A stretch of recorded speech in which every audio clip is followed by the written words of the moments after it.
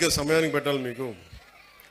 కాకపోతే ఇది మీ మంచి కోసమే కాబట్టి ఒకసారి మీరు ఆటల్లో పడి తింట మర్చిపోవచ్చు, కానీ ఈరోజు కూడా అలాంటిది అనుకొని కొంచెం మీరందరూ చిన్నపిల్లలైనా పెద్ద మనసుతో అర్థం చేసుకొని, మీరే కదా భావి భారతానికి భవిష్యత్తు. సో మీ అందరికీ ముందుగా, చిన్నవాళ్ళైనా ఎవరైనా సరే, ముందుగా మీ భవిష్యత్తు కోసం, ఇక్కడున్న బిడ్డల భవిష్యత్తు కోసం ఆంధ్రప్రదేశ్లో దాదాపు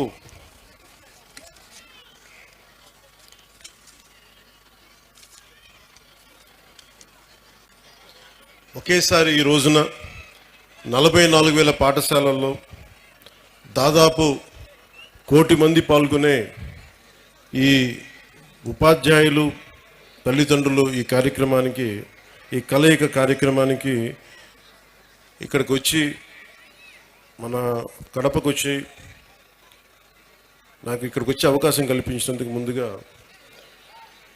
గౌరవ ముఖ్యమంత్రి శ్రీ నారా చంద్రబాబు నాయుడు గారికి నా హృదయపూర్వక నమస్కారాలు, ధన్యవాదాలు. అలాగే ఈ కార్యక్రమాన్ని ముందుండి చాలా బాధ్యతతోటి భవిష్యత్తు బిడ్డలది అని చెప్పి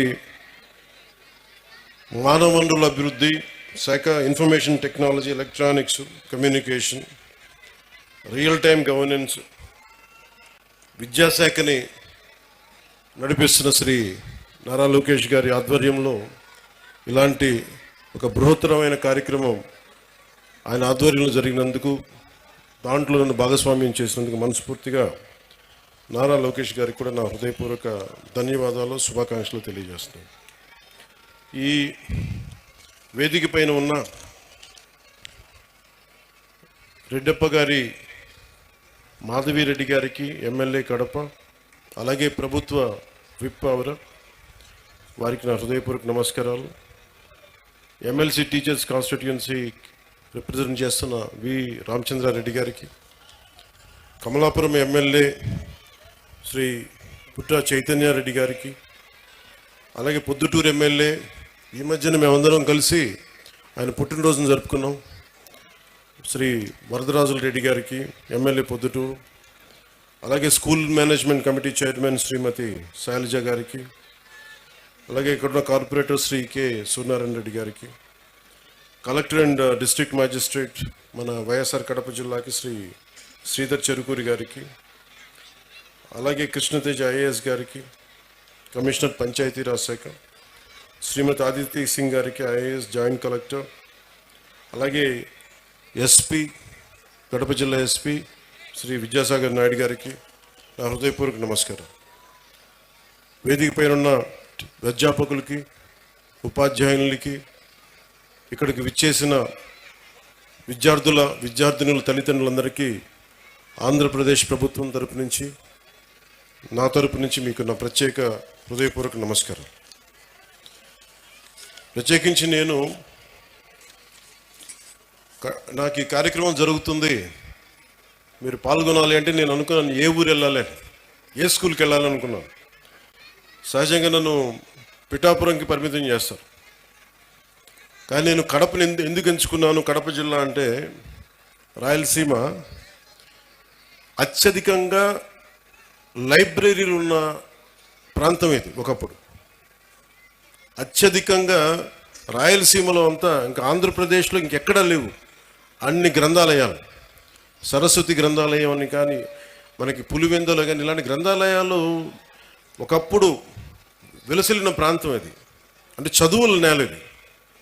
సో అలాంటి చదువుల నేలకి నేను ఇక్కడికి వచ్చి సరస్వతి నమస్తుభ్యం అని చెప్పి నేను ప్రారంభించి పూర్తి చేసి మరి ఇక్కడికి వచ్చి ఈ అవకాశాన్ని ఇచ్చినందుకు నాకు మనస్ఫూర్తిగా నాకు చాలా చాలా ఆనందంగా. ఈరోజు మీకు నేను ఏం చెప్పాలి, ఇవన్నీ ఒకటి అనుకుంటే, నేను ఒకటే నిర్ణయం తీసుకున్నాను, నేను మీతో పంచుకోవడానికి వచ్చాను నా భావాలు. చాలా గొప్ప నేల ఇది. ఒక మొల్ల రామాయణం, ఒక అన్నమయ్య, మొల్ల, వేమన,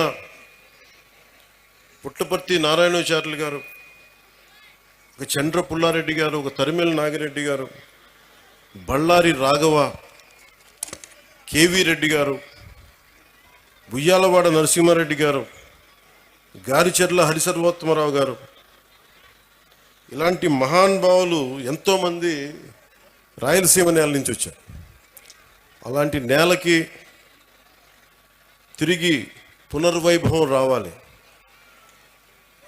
రాయలసీమ అంటే అభివృద్ధికి వెనకబాటు కాదు, అవకాశాలకి ముందుండి నడిచే ప్రాంతం అనేది మన అందరికీ అనిపించుకోవాలి. ఇందాక మేడం మాధవరెడ్డి గారు చెప్తా ఉంటే నీటి సప్లై సమస్య ఉంది, మాకు ఇక్కడ ఇబ్బందిగా ఉంది అంటే, నరేగా ఫండ్స్ ముందుగా నీటికి చాలా తీవ్రమైన సమస్య కాబట్టి ముందుగా మేడం అడిగిన దానికి నేను సమాధానం చెప్తా ఉన్నాను. జాతీయ ఉపాధి హామీ కిందకు వచ్చే నరేగా ఫండ్స్ కూడా గవర్నమెంట్ ఆఫ్ ఇండియా కేవలం పట్టణాల్లో కాదు, గ్రామాల్లోనే దీన్ని నిర్దేశించబడింది. వాటి వరకే పరిమితం చేయాలి.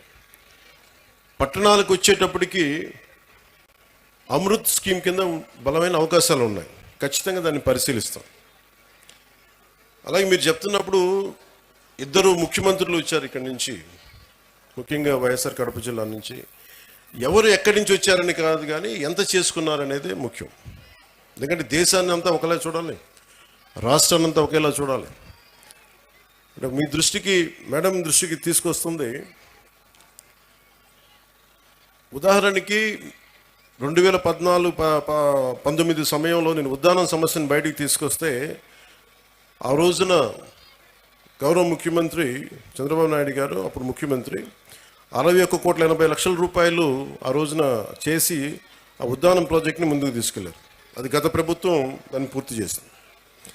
అలాగే ఇంత కడప నీటి సమస్య ఇంత తీవ్రంగా ఉందనేది నాకు మాధురెడ్డి గారు చెప్పే వరకు నాకు తెలియలేదు. ఎందుకంటే ముఖ్యమంత్రులు ఇద్దరు వచ్చారు కాబట్టి అసలు ఇక్కడ సమస్యలన్నీ తీరిపోయి ఉంటాయని నేను అనుకుంటే, నాకు అర్థమైంది ఏంటంటే ఇక సమస్యలు తీరలేదు, ఇంకా చాలా బలంగా నీటి ఇంకా ఇబ్బందిగా ఉంది అనడానికి.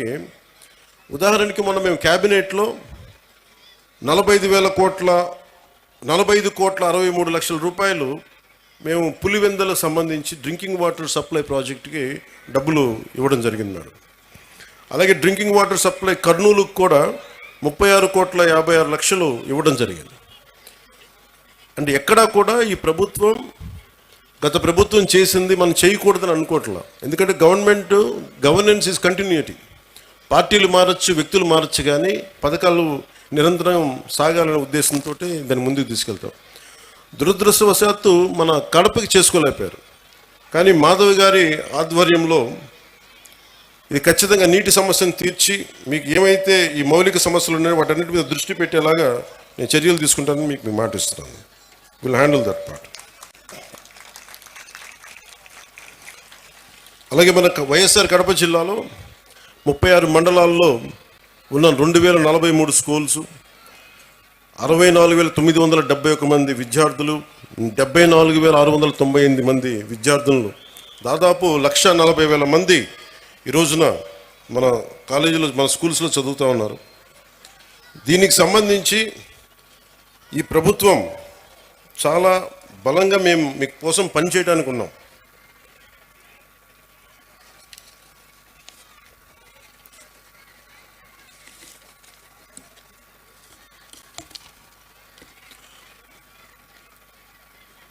ఒక దేశం ఎంత అభివృద్ధిలో ఉంది అంటానికి హ్యూమన్ డెవలప్మెంట్ ఇండెక్స్ అని మనం ఉంటుంది. దాంట్లో ముఖ్యంగా వచ్చేది హెల్త్ ఒకటి, వాటర్, శానిటేషన్, ఎంత పౌష్టికాహారం ఉంది, క్యాలరీ ఇంటేక్, లిటరసీ, ఎడ్యుకేషన్, ముఖ్యంగా ప్రైమరీ, సెకండరీ, ఇవన్నీ ఎలా చెప్తామని. నిజంగా మనం సరైన సమాజాన్ని సరైన చదువు ఇవ్వలేకపోతే ఏం జరుగుద్ది అంటే అది ఎప్పుడూ అభివృద్ధి దిశగా వెళ్ళదు. అందుకని ఈ డెవలప్మెంట్ ఇండెక్స్ని బేస్ చేసుకొని ఏ ప్రభుత్వం కానీ ఏ దేశమైనా దీనికి ముందుకెళ్తుంది. అలాగే అందుకనే ఈ ప్రభుత్వం, నారా చంద్రబాబు నాయుడు గారి దీంట్లోని ఈ ప్రభుత్వం మీ భవిష్యత్తు కోసం చాలా బలంగా పనిచేస్తూ ఉన్నాం. దాంట్లో నాకు 3 అంశాలు మన అధికారులు, మన కలెక్టర్ గారు, ఎస్పీ గారు ప్రత్యేకించి చెప్పారు. ఒకటి విద్యార్థుల భద్రత, రెండు వాళ్ళకి సంబంధించిన ఈ మనకి విద్యార్థుల భద్రత, రెండు మాదక ద్రవ్యాలు ఎక్కువైపోయినాయి, మూడోది సోషల్ మీడియాలో, అలాగే సోషల్ మీడియా ఎలా ఉంది అనేది. ఏదైనా సరే మనం ఎలా వాడుకునే దాన్ని బట్టే ఉంటుంది. ప్రభుత్వాలు కానీ, గత ప్రభుత్వాలు కానీ ఎవరైనా సరే ట్యాబ్లెట్స్ కానీ, లేదంటే మనం కూర్చోబెట్టి సోషల్ మీడియాకి సంబంధించి ఐప్యాడ్స్ కానీ ఇచ్చారు అంటే అది మీ చదువుకు ఉపయోగపడతాయని, కానీ ఇది ఇంకొకలా వాడటానికని కదా, కష్టం, అది నాకు తెలుస్తుంది. కాకపోతే అది ఎంత మీరు నియంత్రించుకుంటారో, అందుకు తల్లిదండ్రులు చాలా పాత్ర వహించాలి దీంట్లో, మీ బాధ్యత చాలా ఉంటుంది దీంట్లో. అందుకని ఒకేసారి ఇండివిజువల్ టీచర్స్ కంటే కూడా ఇక్కడున్న విద్యార్థుల తల్లిదండ్రులకు కూడా నేను చెప్పేది ఏంటంటే, మీరు ఇక్కడున్న సమస్యల్ని మీరు కలెక్టివ్గా వచ్చే బలం వేరు. ఒకసారి తల్లిదండ్రులు మీకున్న ఇబ్బందులు కానీ, ఇందాక నేను ఒక మూడు తరగతుల విద్యార్థులతో మాట్లాడుతుంటే చాలా సమస్యలు నా దృష్టికి తీసుకొచ్చారు. ముఖ్యంగా ఆడపిల్లలు, మేము క్రికెట్ టీం ఉన్నాం, మేము 12 మంది, మాకు టైం ఇవ్వట్లేదు, మాకు ఆడుకోవడానికి సరిపోవట్లేదు, మాకు కెరీర్గా మాకు స్పోర్ట్స్గా మేము అభివృద్ధి చెందాలి క్రికెట్లో అంటే నెట్స్ బాయ్స్కి ఇస్తారు కానీ మాకు అమ్మాయిలకి ఇవ్వట్లేదు అనే దృష్టి ఉంది, ఆ దృష్టికి తీసుకొచ్చారు. అలాగే ఇవన్నీ కూడా మీరు కూర్చొని మాట్లాడితేనే తెలుస్తాయి. ఒక్కోసారి ఇంకొంతమంది విద్యార్థులు, కొంతమంది అధ్యాపకులు మమ్మల్ని కొన్ని సందర్భాల్లో మాకు పాఠాలు సరిగ్గా చెప్పట్లేదు, కొన్నిసార్లు చేయి చేసుకున్నారు, చేతిలో ఏదుంటే దాంతో కొడుతున్నారు. నేను వాళ్ళకి ఏం చెప్పానంటే, మొన్న ఈ మధ్యన రాయచోట్లో కూడా ఒక ఇన్సిడెంట్ జరిగింది. ఆ క్లాస్ టీచరు ఇజాజ్ అహ్మద్ గారు అనుకుంటా, ఆయన ఏదో విద్యార్థులు గొడవ చేస్తుంటే ఆయన ఒక దెబ్బ వేస్తే ఆ విద్యార్థులను తిరగబడి ఆయన గుండెల మీద కొడితే ఆయన చనిపోయారు.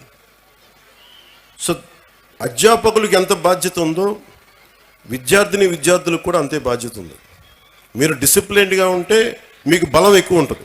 మీ తల్లిదండ్రులకు మీరు చెప్పండి, మీ తల్లిదండ్రులు ఒకళ్ళ అధ్యాపకులు కానీ ఎవరైనా సరే, పెద్దలు, స్కూల్ నడిపే పెద్దలు ఎవరైనా తప్పు చేస్తే మీరు దృష్టికి తీసుకొస్తే ఖచ్చితంగా దాన్ని సరిదిద్దుకుంటారు. దానికంటే ముందుగా మీరు కూడా చాలా బాధ్యతగా ఉండాల్సిన అవసరం ఉంది. అలాగే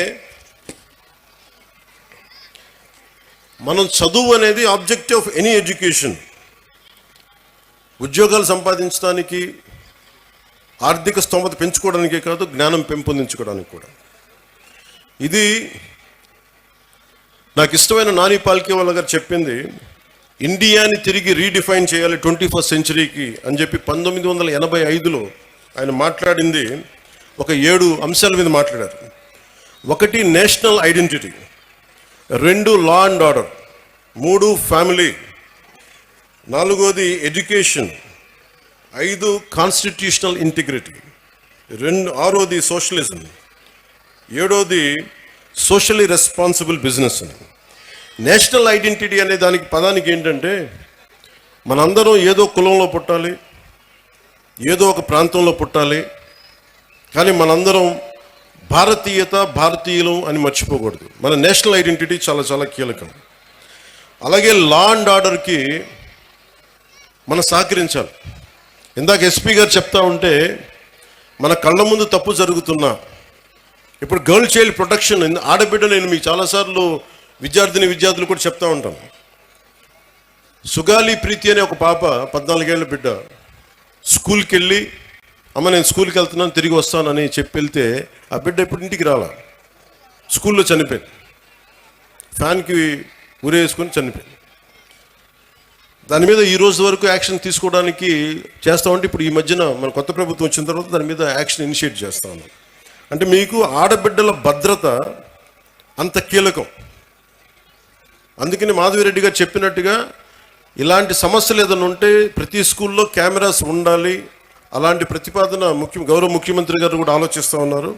అందుకని దాన్ని ఆడబిడ్డల భద్రత కోసమే కాకుండా ఎలాంటి సమస్యలు ఉన్నా కానీ ఉత్పన్నం కాకుండా ముందుగానే పట్టుకోవడానికి కెమెరాస్ ఉండాలి. సో దాన్ని కూడా మేము దృష్టిలో పెట్టుకుంటా ఉన్నాం. అలాగే ఫ్యామిలీకి సంబంధించిన దాకా మాట్లాడితే, ఒకటి ఎంతమంది బిడ్డలు ఉన్నారని కాదు, కానీ ఎంతమందిని మనం బాగా చూసుకుంటున్నాం అనేది. తల్లిదండ్రులు ముఖ్యంగా మీ బిడ్డలు ఏం చేస్తున్నారు, సరిగ్గా ఉంటున్నారా లేదా. నాకు తెలుసు మీకు కష్టాలు ఉంటాయి, మీకు ఇబ్బందులు ఉంటాయి. కానీ వీటన్నిటిని మించి మనం బాధ్యత తీసుకోకపోతే మనం కనీసం ఒక 10 నిమిషాలు మీరు చూసుకోవట్లేదని కాదు, కానీ మీరు కొంత సమయం కేటాయించి ఒక దృష్టి పెడితే మీ బిడ్డలు ఎక్కడున్నారు, ఏం చేస్తున్నారు, ఎంత సమయం గడుపుతున్నారు, ట్యాబ్లెట్స్ని సద్వినియోగం చేస్తున్నారా, లేదంటే అవసరానికి మించి వాడుతున్నారా, చెప్పిన పర్పస్ కాకుండా దేనికదన్నా వాడుతున్నారా, ఇవన్నీ కూడా మీ దృష్టిలో ఉంటే ఇంట్లోనే కొంత కరెక్ట్ చేయాల్సిన అవసరం ఉంది. తర్వాత స్కూల్స్. అలాగే మీకు లా అండ్ ఆర్డర్లో సంబంధించి మీరు ముఖ్యంగా బిడ్డలు గుర్తుపెట్టుకోవాల్సింది, చిన్నపిల్లలకి వాళ్ళు క్లీన్ స్లేట్, ఏమీ రాయని ఒక వైట్ పేపర్ లాంటి వాళ్ళు మనం ఏమి రాస్తామో దానికి అదే తయారవుతారు. సో ఇంట్లో పెద్దలు కూడా మీరు అనుక్షణం చూస్తూ ఉండాలి. మీరు కేవలం మన వరకే ఆలోచిస్తే, మన కులం, మన ప్రాంతం, ఇక్కడి దాకా ఆలోచిస్తే పిల్లలు కూడా అదే స్థాయిలో ఉంటారు.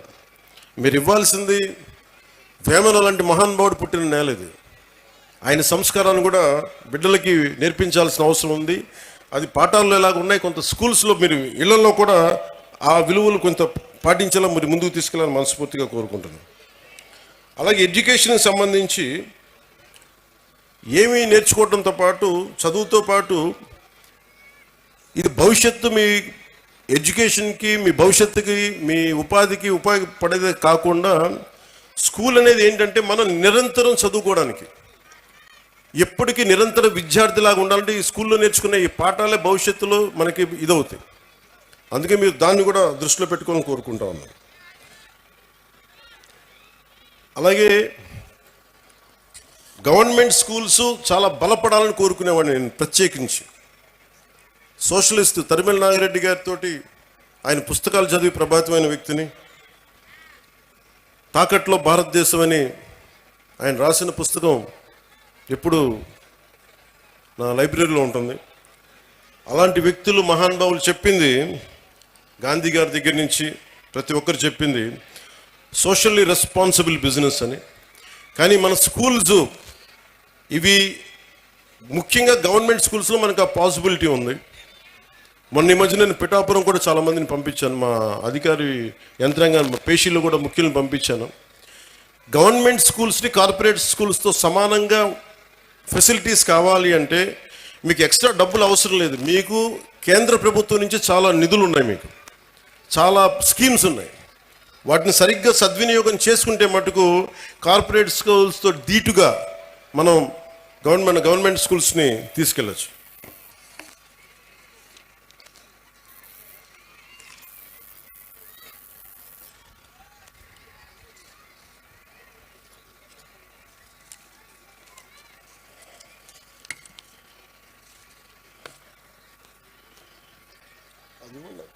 కలెక్టర్ గారు తెచ్చారు.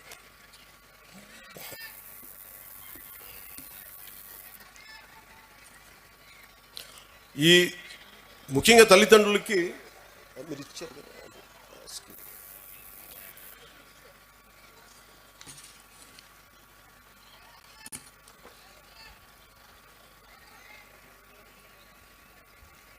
ఇది కేంద్రం వాళ్ళ నిర్దేశకత్వంలో ఉంది. ఇది చాలా రీసెర్చ్ చేసి 21st సెంచరీకి పిల్లల్ని ఎలా తయారు చేయాలనేది ఈ ప్రోగ్రెస్ కార్డ్ కేవలం చదువులకు సంబంధించే కాదు. ఇది వాళ్ళకి భావ వ్యక్తీకరణ నైపుణ్యాలంటే మీరు ఎలా మాట్లాడాలి, మీ కమ్యూనికేషన్ స్కిల్స్, ఒకసారి మీ భాషను చెప్పుకోవాలనుకున్న, మీ బాధల్ని చెప్పుకోవాలనుకున్న, మీ భావాల్ని పంచుకోవాలనుకున్న ఆ పిల్లలకి స్కిల్స్ ఉన్నాయా లేదా అనే దాన్ని కూడా అంశం తీసుకునేది.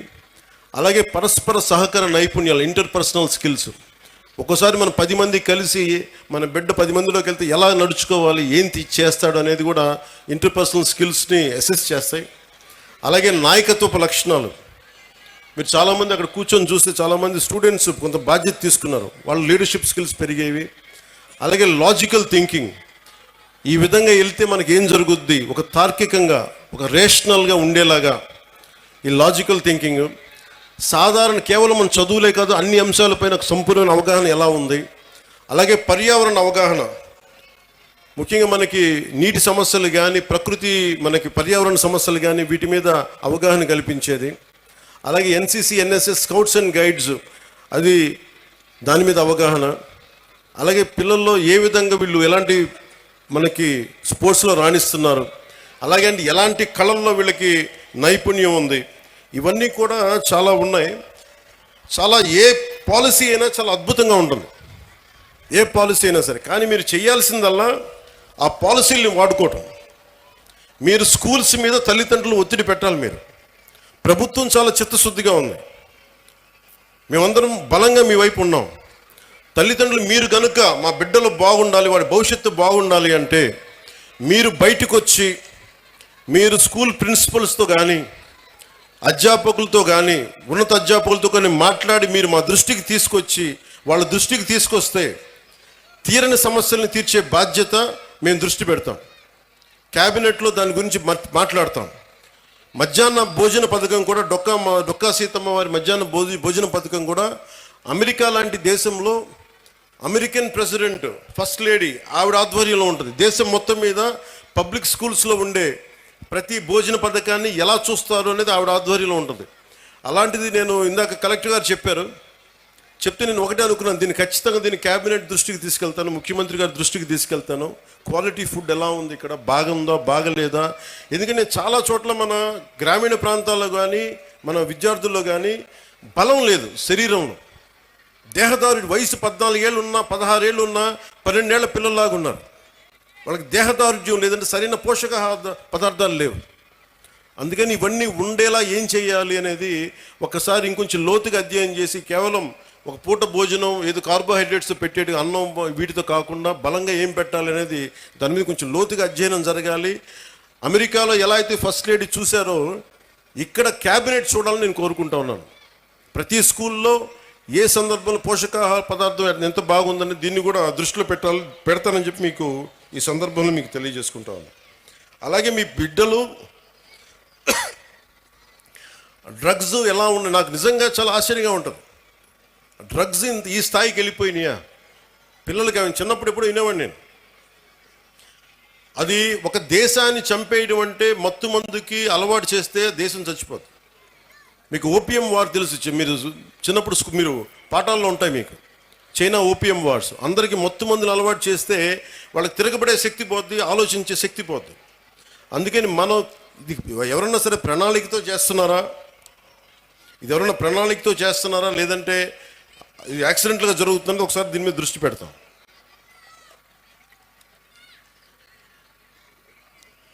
అలాగే సైబర్ క్రైమ్ ఒకటి ఎక్కువైపోయింది, సోషల్ మీడియాది కూడా. అది మీ బిడ్డలకు కూడా మీరు చెప్పాల్సిన తల్లిదండ్రులుగా చాలా బాధ్యతగా సోషల్ మీడియాని వాడాలి. ఈ మధ్యనే ఆస్ట్రేలియా గవర్నమెంట్ కూడా ఏం చేసిందంటే 16 ఏళ్ల వయసు ఉన్న వరకు అసలు సోషల్ మీడియా అకౌంట్స్ ఓపెన్ చేయకూడదని పెట్టారు. అలాంటివి కూడా ఆంధ్రప్రదేశ్ ప్రభుత్వం భారతదేశ ప్రభుత్వం ఆలోచించేలా మేము చర్యలు తీసుకుంటామని తెలియజేసుకుంటాం.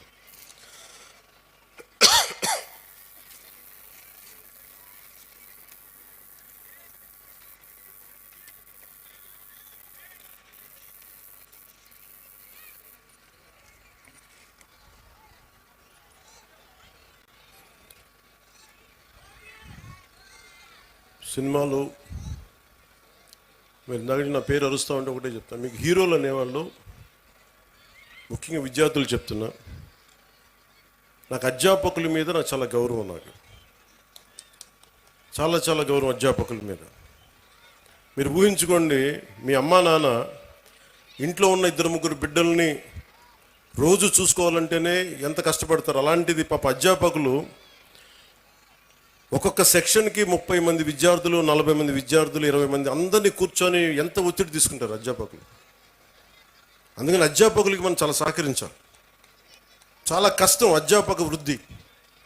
ఈ దేశం బాగుండాలి అంటే కాంట్రాక్టర్లు కాదు మనం పెట్టాల్సింది డబ్బులు, అధ్యాపకుల మీద పెట్టుబడి పెట్టాలి. అధ్యాపకులను నిజంగా కనుక బడ్జెట్ పెంచితే, అధ్యాపకుల మీద కనుక పెట్టుబడి పెడితే, వాళ్ళ కనుక నిజంగా విలువలతో ఉన్న అధ్యాపకుల్ని బయటికి తీసుకెళ్తే ఈ దేశం చాలా అత్యంత అద్భుతంగా ఉంటుంది. అందుకని అధ్యాపక వృత్తి హయ్యెస్ట్ పెయిడ్ జాబ్ అవ్వాలని నా కోరిక. ఆ రోజు జరుగుద్దా నాకు తెలియదు, కానీ నా ప్రయత్నం నాకు చేస్తాను. ఎందుకంటే నాకు చిన్నప్పుడు టీచర్స్ నాకు నేర్పించిన పాఠాలే. ఒక టీచర్ నాకు దేశభక్తి గురించి చెప్తే, ఇంకో టీచర్ నాకు సైన్స్